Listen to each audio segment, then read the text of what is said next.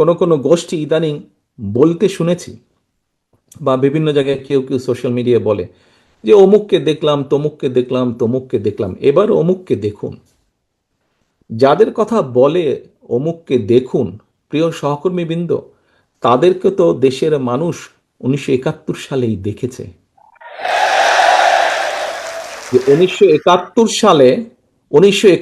সালে তারা তাদের নিজেদের স্বার্থ রক্ষার্থে কিভাবে লক্ষ লক্ষ মানুষকে হত্যা করেছে, ঠিক যেভাবে পতিত স্বৈরাচার পালিয়ে যাওয়ার আগে হাজারো হাজারো মানুষকে হত্যা করেছিল ক্ষমতা ধরে রাখার জন্য।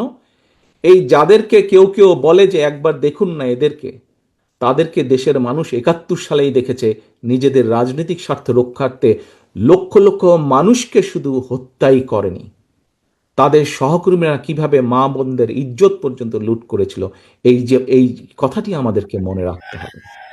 আমরা শুনেছি অনেক কিছু একটি রাজনৈতিক দলের কিছু ব্যক্তি বা বেশ কিছু ব্যক্তি বিভিন্ন জিনিসের টিকিট বিক্রি করে বেড়াচ্ছে, বিভিন্ন জিনিসের কনফার্মেশন দিয়ে বেড়াচ্ছে।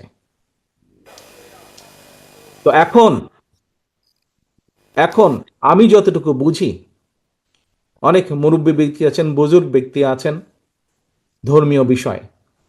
আমি একজন সাধারণ নর্মাল একজন মুসলমান হিসেবে আমি যতটুকু বুঝি, যা আমার না, আমি যদি তা দেবার কথা বলি, অর্থাৎ যার যেটি আমার না সেটির কমিটমেন্ট যদি করি, তাহলে আমি তার সাথে পাল্লা দিচ্ছি। অর্থাৎ দোজক বেহেশত দুনিয়া সবকিছুর মালিক আল্লাহ।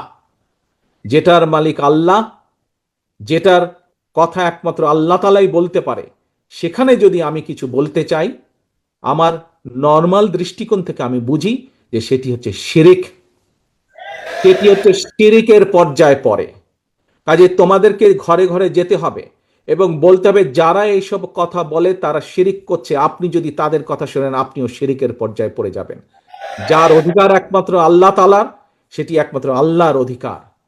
কে কোথায় যাবে, কার ইহকালে কি হবে, পরকালে কি হবে, তার অধিকার একমাত্র, ডিসাইড করার অধিকার একমাত্র আল্লাহ। আমরা পৃথিবীতে মানুষ হিসাবে আমরা মানুষের দেখভাল যতটুকু সম্ভব আমাদের দৃষ্টি থেকে আমরা করতে পারবো, আমাদের শক্তি সামর্থ্য অনুযায়ী করতে পারবো। আমরা এ কালেরটা করতে পারবো, এ কালেরটা কম বেশি আমরা মানুষ হিসাবে যা আমাদেরকে ক্ষমতা আল্লাহ দিয়েছে তার ভিতরে করতে পারবো। যা ক্ষমতার বাইরে তা আমরা করতে পারবো না। কাজী যারা এসব কথা বলে তারা ইনেবে শিরিক করছে। একজন মুসলমান হিসেবে আমি সেটাই বুঝি।